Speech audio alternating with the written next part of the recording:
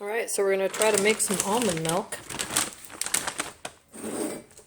So when the shit hits the fan and all you have are nuts, you can make your own nut milk if you don't have access to animals or if you're vegan.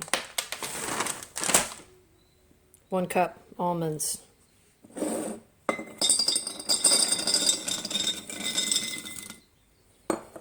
Plus 1.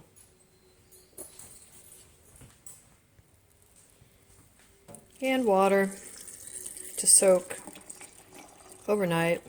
You don't really have to measure the water. The nuts are going to get bigger when they soak up the water. These are dry roasted nuts. They have no salt added. And we're going to just let these sit overnight and see how big they get. And then we'll drain off the water. And then we'll add 4 cups of water to the 1 cup of almonds before they were soaked, so they'll be probably more than a cup after they're all soaked. And then we'll blend away, put it through a cheesecloth, and presto, we've got almond milk. So anyway, now we're going to let them sit overnight. Thanks. Quick little tip. If you want something to sit overnight that has a breathable top on it, you can put a coffee filter over the top, or a paper towel, muslin cloth, whatever, and just use a ring if you're using a mason jar and it'll stay in place. You could also use a rubber band, but I've got a ton of rings around, so I'm just going to let it sit like that. So, see you tomorrow. Alright, so I've had these almonds in water soaking overnight. Beautiful. So now I'm going to drain them.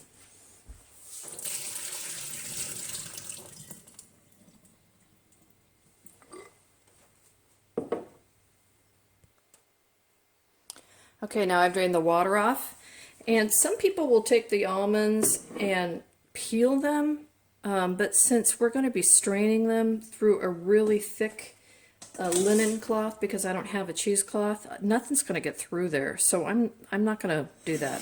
I'm going to put my 1 cup of almonds into 4 cups water. So 1 cup nut, 4 cups water.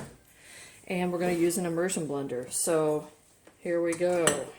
See how it goes.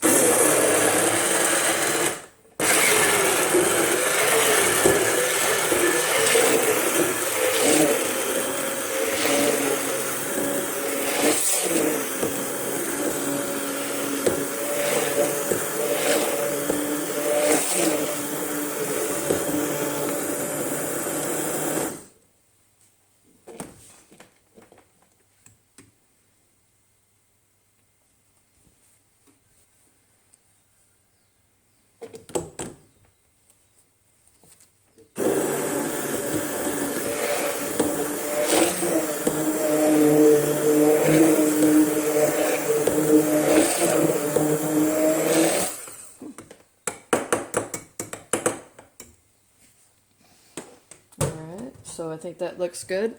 I imagine what's going to happen is that the milk might be a little darker than it normally, than white milk, but we'll see with the skins on.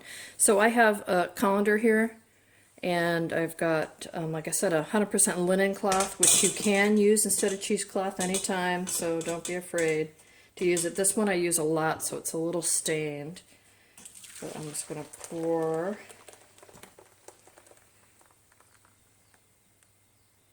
almond milk in there, and then pick up the across corners, corner, and then get down low, and let's strain it.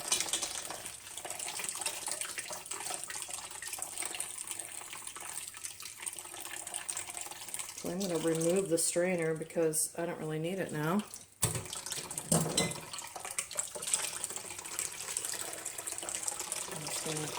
See how well that does? I do have a brownish tint. That's okay with me.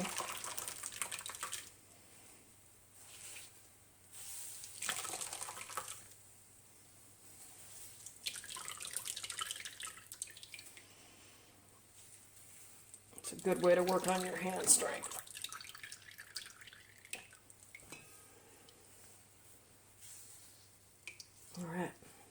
looks good. So now we have almond milk. So let's pour it into a glass, give it a taste. It's actually very creamy.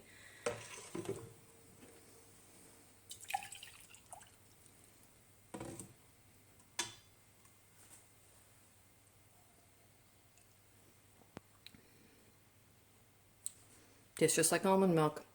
It's warm right now, obviously. But if I wanted to put in vanilla flavoring right now, I could do that. If I wanted to sweeten it, I could do that right now. And since we're trying not to eat any sugar in my diet, or in our diets here at this house, I'll use some kind of a natural sweetener that's sugar-free and calorie-free. So I might use a Splenda or Swerve or monk fruit, something like that. But I think this is a nice trick to know, how to make almond milk. So if you run into a situation where you have access to nuts, but you need milk, that's how you do it. Or any nut. You could do cashews. You could do pecans. You could do hazelnut. You could do whatever you feel like. Walnut. Nut milk. Thanks for watching. Bye. So I've just poured that almond milk in this container so I can put it in the fridge. I did add some sweetener and some vanilla to it. But then I got to thinking about, what am I going to do with this leftover almond? I think I'm going to try to dry this and then pulverize it into a flour and make almond flour. So I'm going to spread it out on a cookie sheet and put it in the solar dryer. And let's see what happens. Let's try this as an experiment. What do you think? Look forward to another video on if it works or not. Who knows? Maybe this is how you make almond flour. Let's give it a shot.